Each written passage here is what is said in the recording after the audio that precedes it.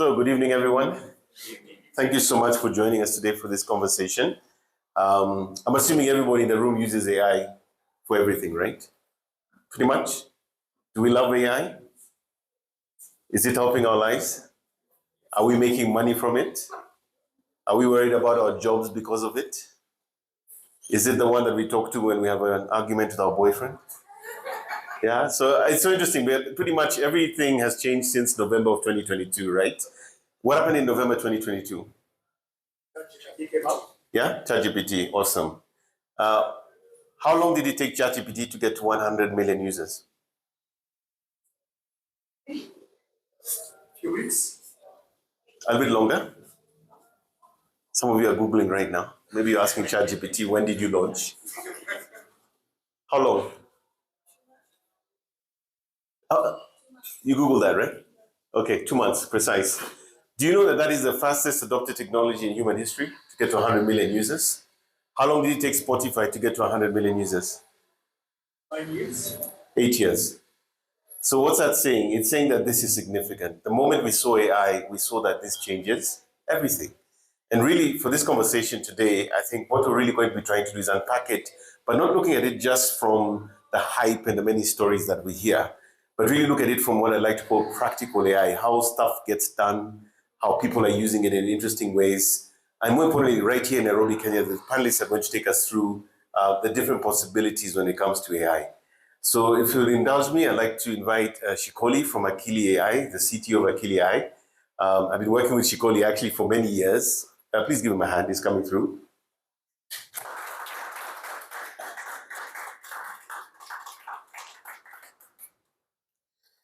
Shikoli is one of what we call the OGs. Yeah, this guy has been working on servers and computers, and that's, you can sit on that side, please. That's right. And he is somebody who's been, working in this space for like 30 years. So please have a seat. And yeah, he's somebody really who knows a lot of these things, including cybersecurity. Then we have Victor Ambuyo, the chief executive of health and head of growth at Madavi. Victor, please come up.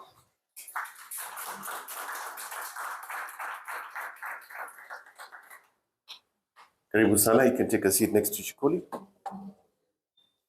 And last and not least, we have Marvin Oyoo, the management systems consultant at Panoramic Synergy.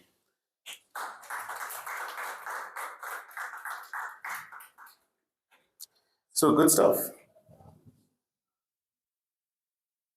Right, good. So everyone's got a microphone. Fantastic.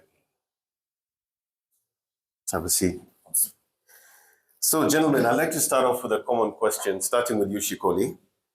And the same question I'm going to ask all of you is this. Yeah, when you hear the phrase AI in the future of work, what is the one thing that hype gets most strong?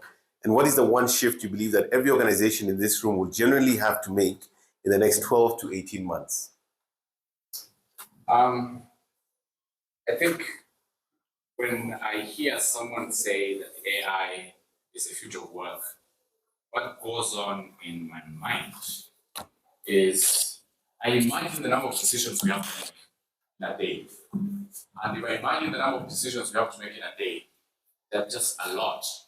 And then when I think about, AI and exactly what it has done to my decision making, and there's some people who actually work for me.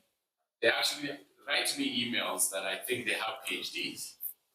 Okay, I start realizing that we have a new, I don't want to call it a new tool, but we have a new tool that is just going beyond what we are traditionally used to, which is IT. We are now have a technology that's actually attacking our decision making. It's attacking our judgment.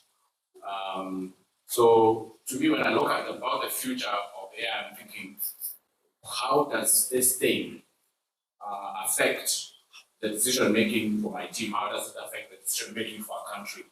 For literally anyone out there who has access to it? And then what does that really mean when the people who probably are using this are just passing it on to everyone else and say, here is what I have decided to give you?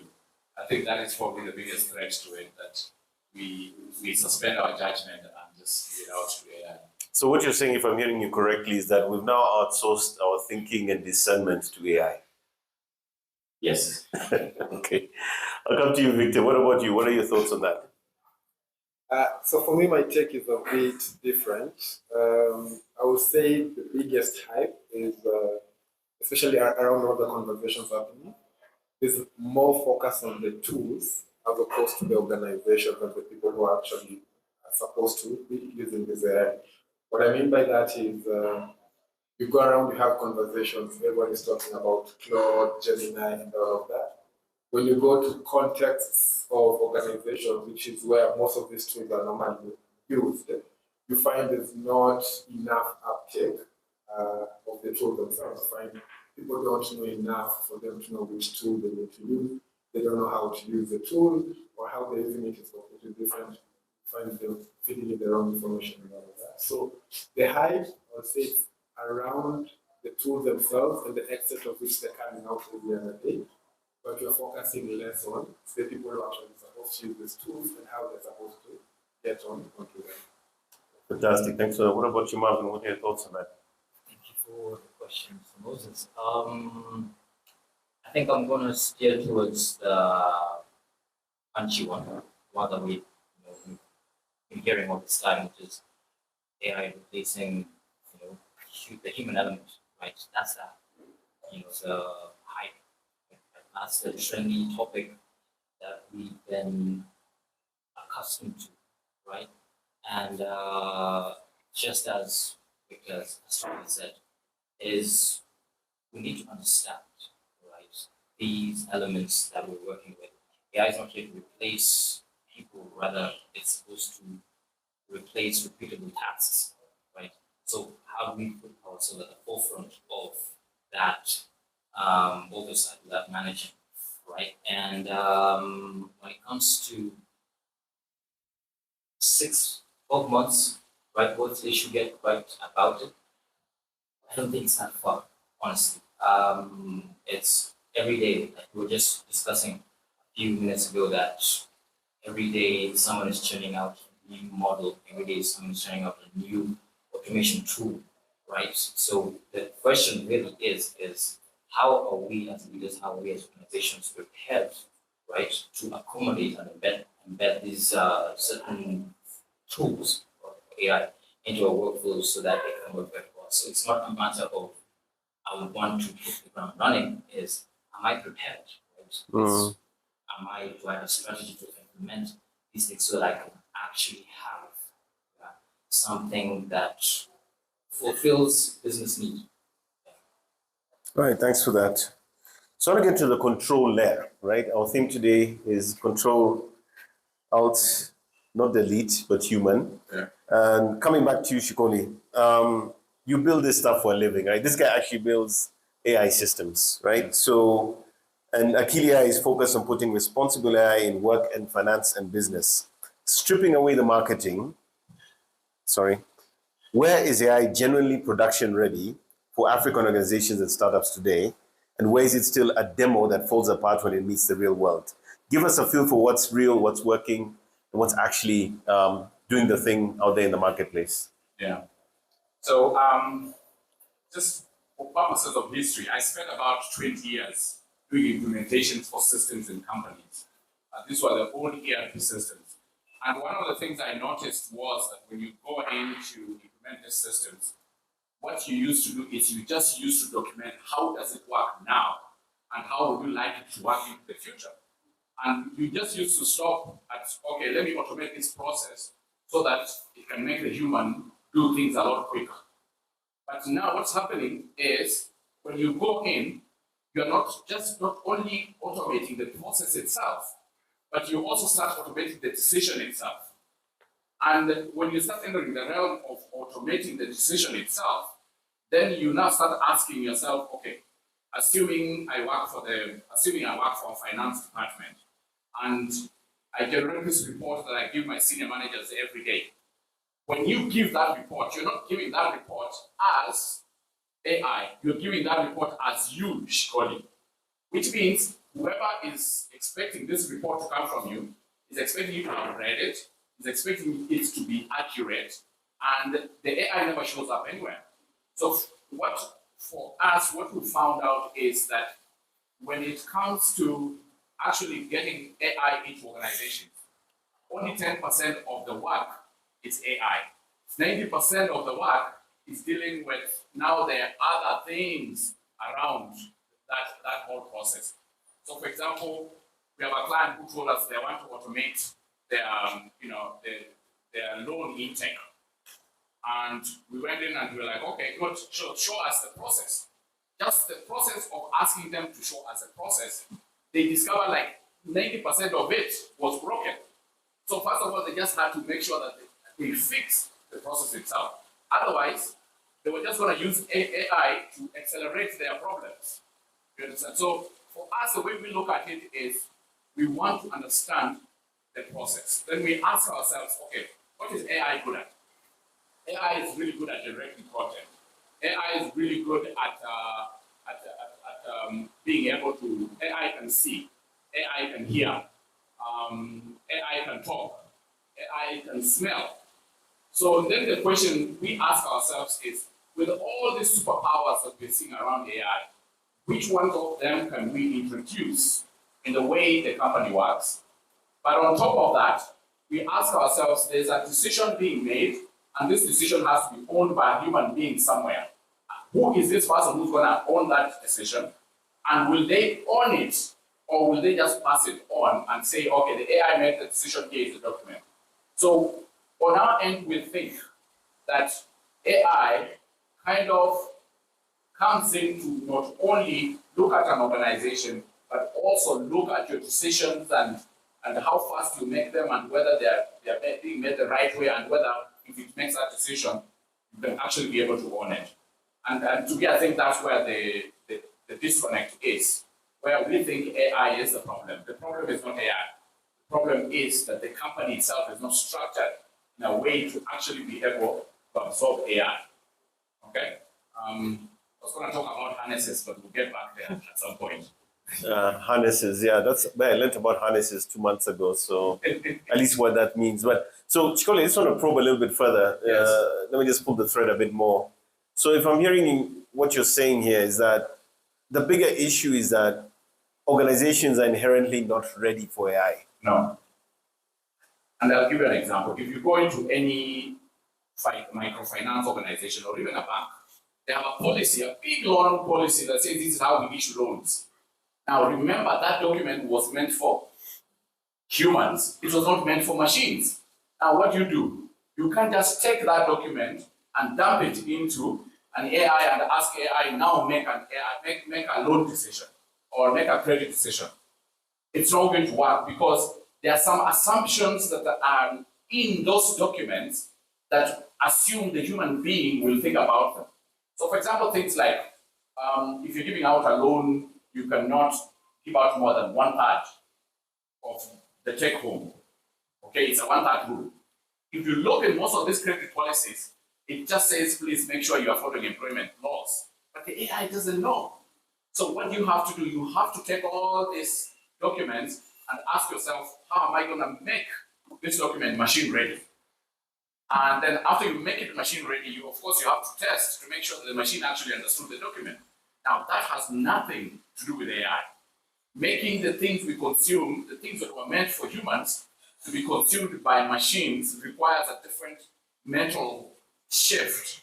And that's what we help organizations do. We make them mentally shift and understand that you are not just going to create documents for humans, but you also have to create documents that are also going to be friendly to machines, so that machines can assist in making those decisions. The other one, which we usually do, is I don't know how many of you have done a pain survey. Do any of you do a pain survey in your organization? So what we do is we do a pain survey to ask, what is the most painful thing you do in this company? And you will find there's someone there in the corner who sleeps in the office trying to make sure that report is ready for tomorrow. Okay? You will find there's this guy who end month is just a nightmare. Their family can't see them. Now, then they ask, okay, can we figure out how to make your life easy? They're like, you know what? I'm receiving 100 documents and I need to give out a report tomorrow. If you can just interpret them for me so that I can start my day with already interpreted documents, it will make my life much more easier. So you will find on our side, we either look for qualitative goals or we look for quantitative goals. Qualitative goals are more of like, I just want to improve my life. I want to leave the office for 8 p.m. Okay, quantitative is more of, you know what, my KPI to serve my customers is 24 hours. Right now, I can barely do 24 hours. I can barely do 24, I'm 72. Just help me reduce it to that 24 hours that I told my clients to do. So then you chase that goal. And of course, you use all the superpowers that come with AI to figure out, how can AI help me here? How can AI help me here? How can AI help me here? There's a client of ours who we were talking to the other day. He told me, by the way, that AI agents, actually we get on a fleet of AI agents, they're making me $3,000 every month. I'm like, oh, you never shared that detail. In Kenya, by the way, there are already people who are using AI agents to make money. So if you think about the process we went through to actually get these AI agents to work for this client, we actually had to help them change completely the way they work. And it requires, communication. It requires data governance issues. There's a whole lot of stuff there that you have to worry about, which I'm sure my team will be talking about. Absolutely. Thank you so much for that contribution, Shikoli. Yeah. Victor, I'd like to come to you. You say AI adoption is a people problem wearing a technology costume. Paint for us that picture as a real example. When a Kenyan organization buys the tool and it still doesn't work, where does it actually break down? Is it leadership? Is it skills? Is it culture? Or maybe something else? So it's a combination of everything. So I'll paint a picture, a real case example, and this is something we've seen a few times, especially the last 2 years when we active in this space. I find an executive goes to an AI event, there's been a lot happening, he gets inspired of all the tools that are there, he signs up for subscriptions, and then he tells the team member, he comes back to the organization, tells the team, we have this new tool, everyone should use it. Everyone is like, okay, great, should make our work easier, more efficient, more effective. And then 6 months down the line, when adoption is less than 20%, right?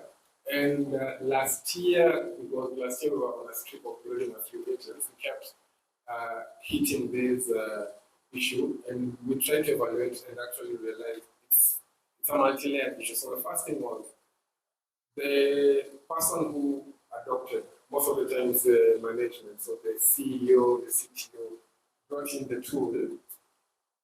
They understood, they were sold the idea this will make your team more effective and more efficient. So they're like, okay, that's the baseline you're going for, let's do it. They come in, they say, you guys have to use this. They don't model out how this is supposed to be used. Also, for them, they really don't know how to do that. So that's already a gap. Second thing you find around, there's no ownership. That's one thing that we realize keeps happening over time, where you bring in a tool, you say, you have to use this, but then you don't set ownership whereby you will be the one to lead everyone else, or even if the person who sets someone to lead, you find they don't have enough expertise to do on that. And then now what happens in such scenario is you find now people don't use the tool, but then they keep one, sometimes different people are pretending they're using, but then also there is a second fear of this tool is almost doing the same thing that I'm doing, like it's taking away the bulk of my work. So if I adopt it, if I start using it, it means my work is at risk. But also remember, and I'm sure this is a thought in almost everyone in the room's mind, at the back of it for most people, the foremost fear with AI is AI will take away our jobs. Like, without context, for many people are afraid AI will take away them. So you find this tool put in an organization where people still have the same fear. Those fears are not addressed, so of course no one is taking up ownership, there's less adoption. That thing, and we spoke about it, is governance, whereby you put a tool into a company, you find in any organization there are varying degrees of expertise. There are people who are more technical, there are people who are less technical. So the technical people will take it up and start using it, the less technical people will not, right? what happens is you have varying degrees of usage, and that also means it's not consistent in work. And you realize it keeps being a recurring issue. So you find it's actually a people's problem as opposed to being a tool problem. Because at the end of the day, tools are just things we use to make our work easy. But then now we find most of us are delegating the tool to be now the one to make decisions. Well, I think I'm picking up a bit of a theme here where the people factor is everything, right? And I think as you were talking, I saw some people nodding their heads and smiling. I think they're reflecting on some of the experiences that they're seeing in their organizations. Marvin, I'd like to come to you. Marvin, you often talk about the reality gap, right? The distance between how excited organizations are about AI and how ready they actually are, which I think our previous speakers have mentioned. When you walk into a Kenyan organization, what does that gap usually look like in practice? And what is the first thing that you have them put right before they go anywhere near the deployment? Thank you for that question, Moses. I think, as you said, Mr. Shikoli and Mr. Victor have highlighted it actually. AI is fun until the real work starts, right? And I mean this by, I can mention a few hot words as of the moment. And maybe by a show of hands, who here is conversant by the term SLM? 1, 2, 3. LLM? Okay. Context window. Okay, see, it's a few people out of the bunch, right? So there's that excitement to get, I'm getting my work done faster. I can draft this email, I can draft this report, but I feel like we're only dealing with like a percentage, 5% of what this powerful tool can actually do, right? So whenever I get to interact with Kenyan organizations, it's a matter of, do they understand what exactly it is that they have, or what exactly it is that they mean by AI, right? Because most of us, when we talk about AI, we think ChatGPT, think DeepSeek, think Mistral, think whatever chatbot or whatever model is out there for us to play around with. We have this limited understanding of what this AI thing is, right? Claude is a hot topic right now, right? And the reality gap is that most people don't get to comprehend how powerful this tool is and how to properly use it. So, as a show of hands as well, another question. How many of us, for the French speakers, do you know Carrefour? Do you know, if you're Kenyan, do you know Carrefour? Yeah. So, how many of us know that they've embedded AI into their shopping app? Just 1, 2, 3, 4, 5. A few people, right? The question would also be, how do they know they've embedded AI? Exactly, right? And we come back to the question of like ownership, right? AI is not an IT effort. I feel like it's everyone's responsibility. It only gets better when everyone adds to it, right? Getting into Kenyan organizations, we get to hear, we're excited about AI, we have this thing developed. First thing I always ask them, do we have an AI strategy? Most of them are like, hey, we have Microsoft Copilot, ChatGPT Enterprise, Claude for Enterprise. But how are we using it?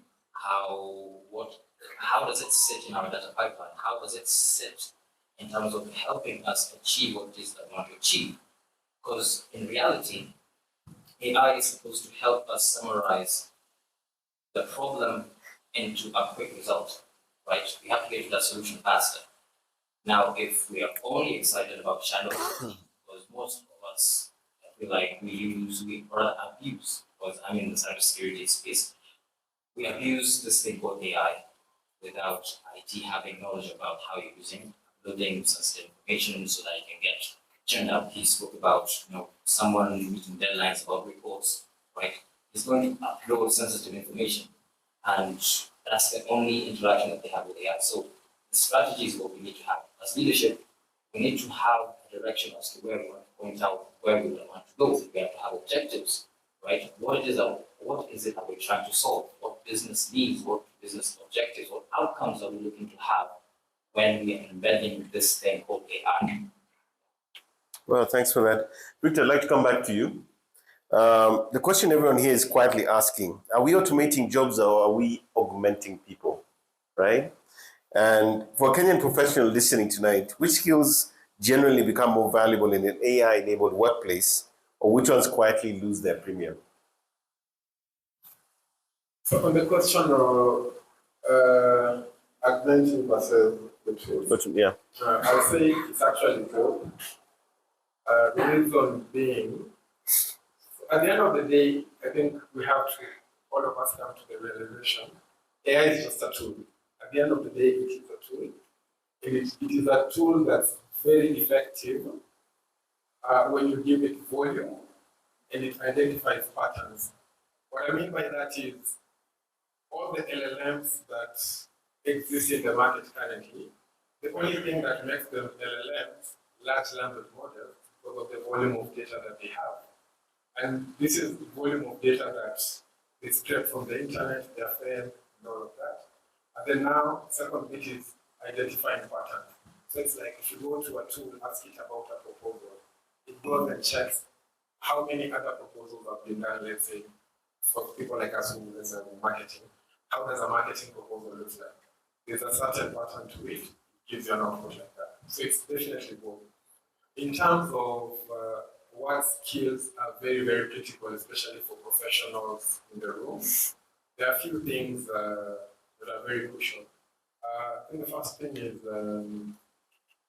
judgment without being ambiguous. What I mean by that is when you're prompting a tool, in this case, the GPTs that you have, when you're prompting a tool, the information that it normally gives you, it's kind of ambiguous. So it's upon you now to make the decision, to be like, is this the kind of information that I want, and not just take it at face value. Like look at it and be like, okay, this is what my intention was. Whatever I've got, is it the right thing? That's very, very critical. So we realize now our skill shift towards being more aware of what we're looking at, because now whatever you're doing before, AI can be able to do. The second thing I think is trust. What I mean by trust is Kenya in general, it's a very trust and relationships. So it's a very relationship-based country, whereby I know uko na mtu wa mayai, uko na mtu wa maziwa, like it works like that. Whereby if I need something, I call Shikoli, Shikoli will be like, I know a guy, right? And you refer me to your guy. So that's also something that's very, very critical for us. Whereby it means as much as you are prompting and doing all of that, still that bit of our relationships are based on trust. It's also like a very defining factor. So for you as a professional in Kenya, that's also something that will be very, very crucial for you to still maintain and still to be able to build on. I think the last thing I had was contextual intelligence. Sounds like a big term, but what it really is majority of these tools are coming from the West, right? But most of the tools that you're using now are coming from the West. The context, the culture that, let's say, the US has versus what Kenya has is completely different. So also as you're prompting these tools, as you're using these tools, also remember we have that thing of how is our culture here, how do we do things, and also really apply to whatever you're doing. I think once you put yourself into those factors, the last thing that came to mind is you need, as a professional, you need to be AI fluent and shift away from being AI aware. Whereby the same way you speak Swahili, the same way you speak English, you should also be able to speak AI. Not to the technical level that most of these technical people do, but it's like when people are talking about how to prompt, how to get results from AI, you should also be able to be part of this conversation. Because now that's what will distinguish you, because now we're finding roles are shifting away. Some of the things that you're doing, like let's say if you are the person in your organization drafting reports, summarizing information, that thing, those roles can now be done in AI. So now you need to be AI fluent in a way that you can still be able to offer value, still be able to do the same thing, but at a very faster, more efficient rate.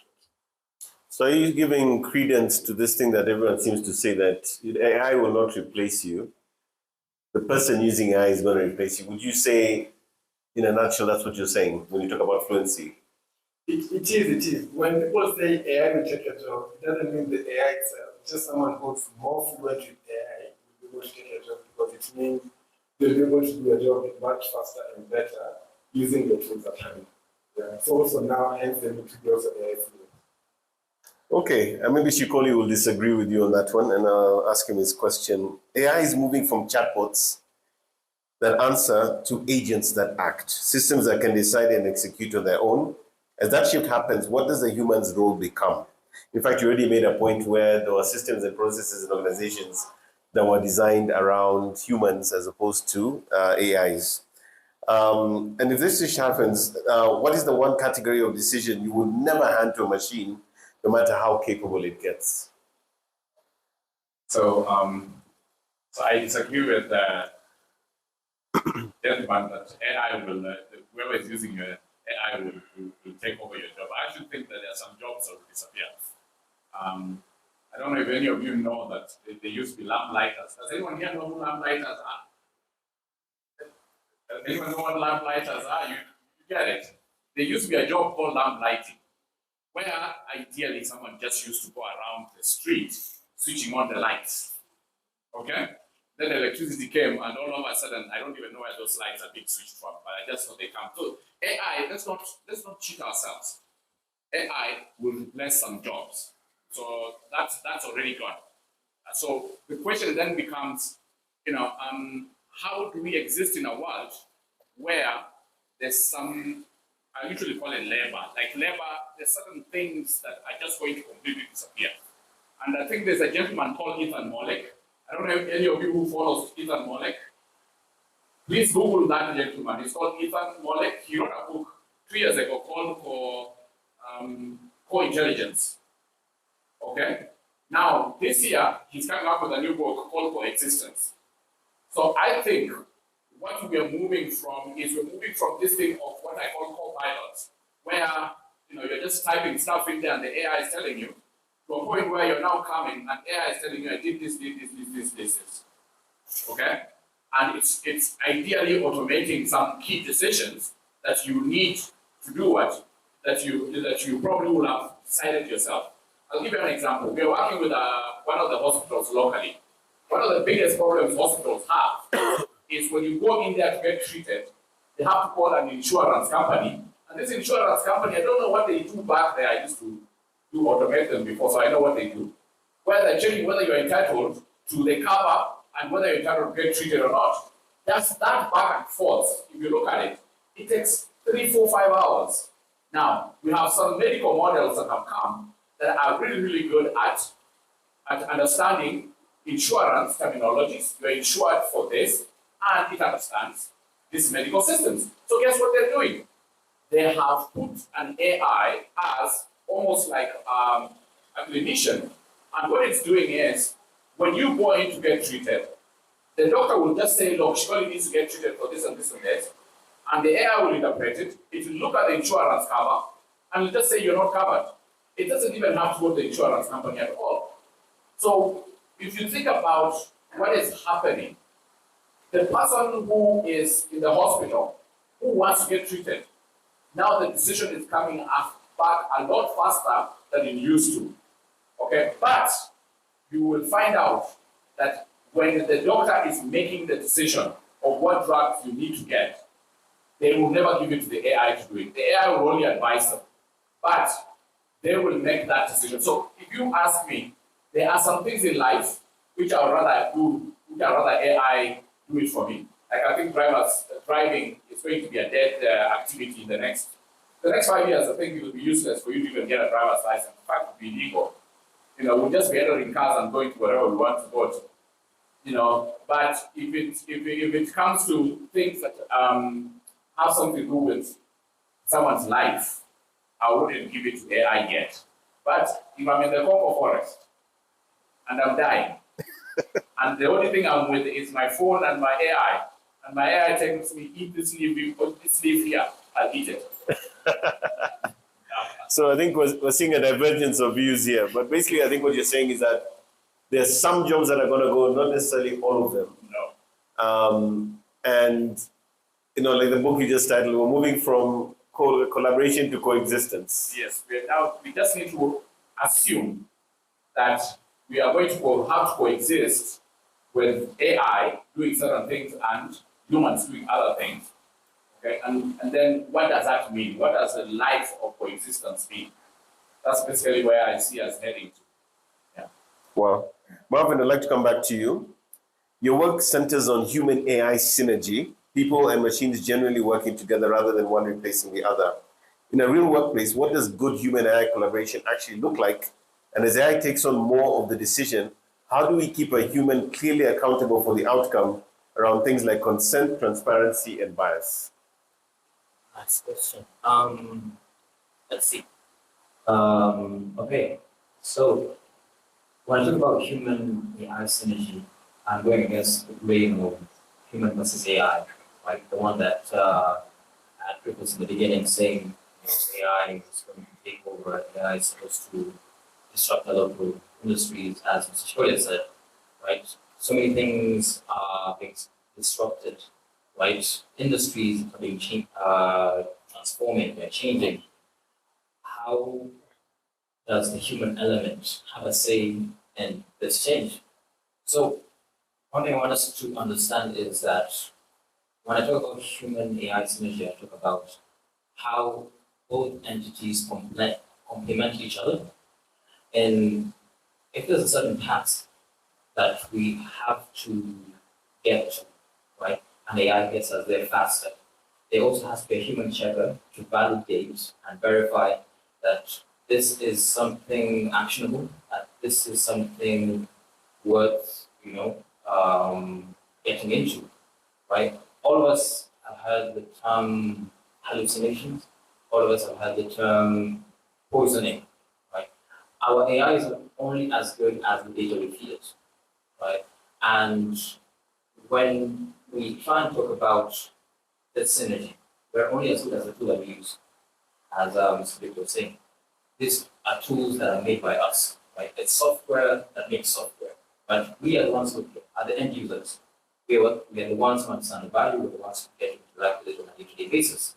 So on a baseline, we have to put in checkers around understanding what we value as quality. AI feeds on this thing called data. We all know what data is. Humans feed on this thing called information. We all know what information is. How do those two get to intersect and work with one another?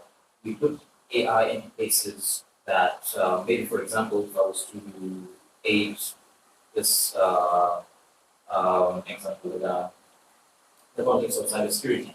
In an organization that is cyber aware, we have so many tools that have been put into place to detect, to monitor, to inform, right, to remediate.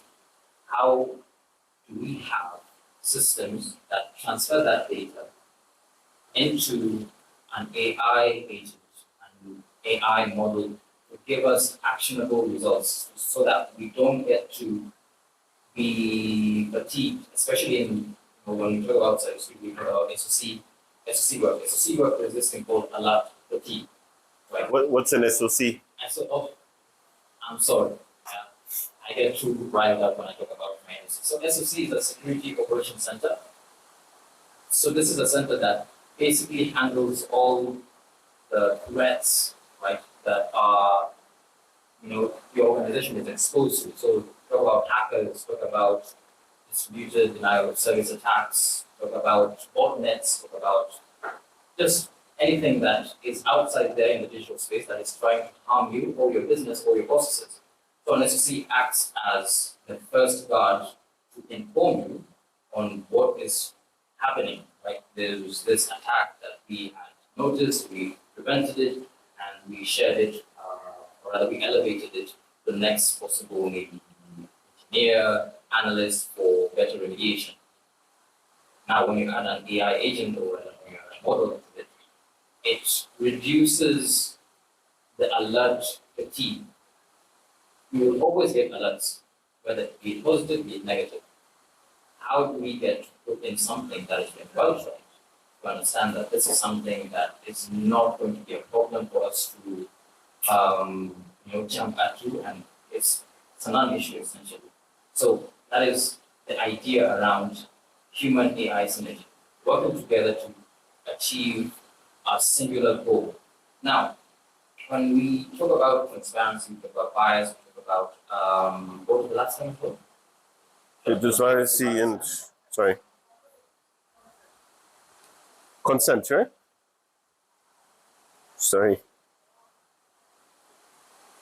Bias. Transparency, consent, bias. These are hot terms that us as consultants, especially me when I'm in the information security space, there's this thing we work around standards, we work around procedures, we work around frameworks, and all of them allude to this thing called trust. If you don't have confidence in what is being reported, what we consider as a result, if we cannot trust this AI element that is reporting to us with the vulnerability of it being poisoned, with the vulnerability of it having hallucinations, then we're not going to get our intended outcome as an organization, as a business, or even as a person. So there have to be, right, or rather there has to be the human element to verify. As Mr. Shikoli said, you can't take the context, right, the human context of I'm taking this 50-page policy around loans and then putting it into the context understanding of this AI model, and you expect it to just go around a specific issue with ethics in mind, with morality in mind, with creation in mind, with inclusivity in mind. That's not going to happen because, again, a machine thinks in ones and zeros, black or white. Right? When we now start thinking about AGI, now we're thinking about how it becomes advanced, but we're not there yet. But with what we have now, how do we put ourselves at the forefront of ensuring that this thing that we're using, right, gives us the information that we're looking for, and we have a council of people that can get to check what exactly is being reported. There was even, I don't know if most of us have been more knowledgeable about a man named Felix Kjellberg, the Swedish YouTuber popularly known by the name PewDiePie. He created an AI council, like trained a number of models, and how he goes about coming to a certain result or certain maybe information that he wants from the AI is that he will ask a singular model and the others get to judge if this is correct. Right? If they all come to an agreement, or if there's maybe dissonance or a disagreement, he gets to see the thinking process behind it and gets to decide on what the next possible step is. So there have to be the human element checkers or validation verification to ensure that bias or sense, inclusivity is being considered, because a machine gets things in ones and zeros. There's no way for us to, until maybe we get to AGI, there's no way for us to actually ensure that this information is, one and done. We are going to trust it fully. Right? That's not going to be possible. Great, thanks for that. So at this point in time, I'd like to open it up to the audience. You have some excellent experts on AI in this panel. And if you can possibly keep your questions concise, let us also see whether we can direct it to either a particular panelist or maybe to all of them. And if you just put up your hand, I think we can get you a microphone.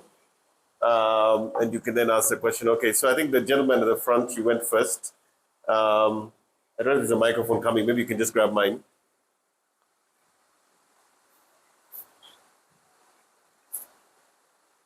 Hi everyone, my name is Isra. So my question is to you, Mr. Shikoli.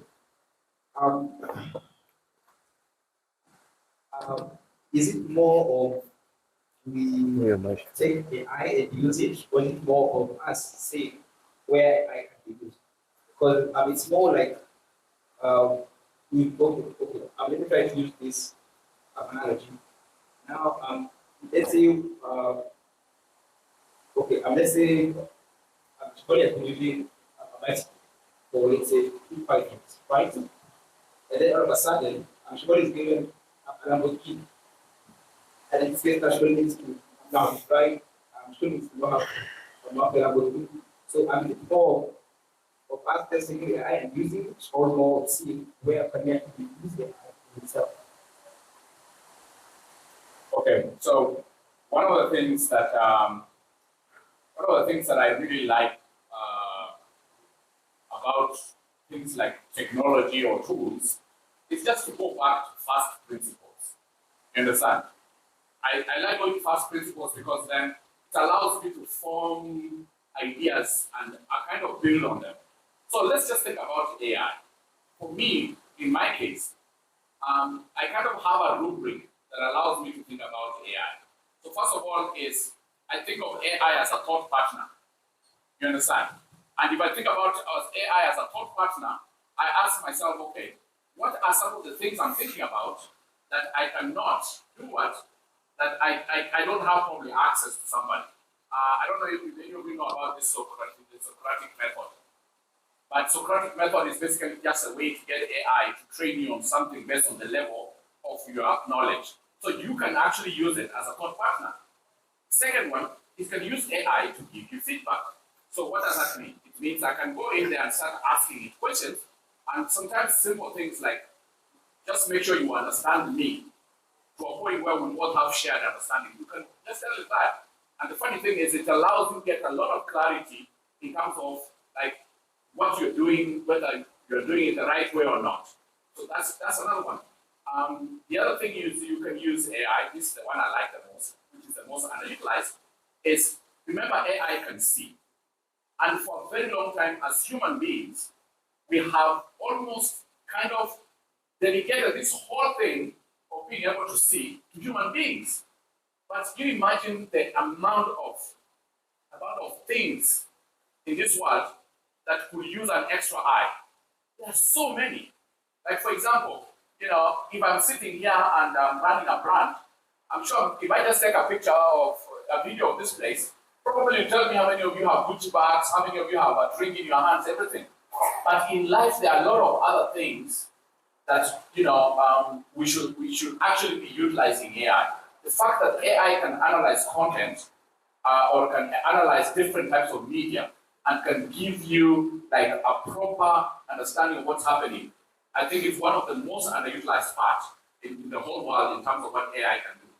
And my thinking is AI can stop developing right now and will never utilize this functionality fully. I'll give you an example. There's a tea farm that we're doing some work for. This tea farm has drones. What do the drones do? They go to spray pesticide on the tea, right? And then when that tea now gets to a point where it needs to be harvested, guess what they do? They have to go, because it's outgrowers. I hope you all know outgrowers. It's that person can sell tea to anyone. What they do is they go bid for that tea. Now, guess what they're now doing?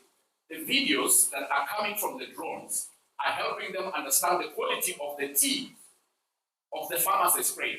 They are buying that tea 3-4 months in advance. Do you understand?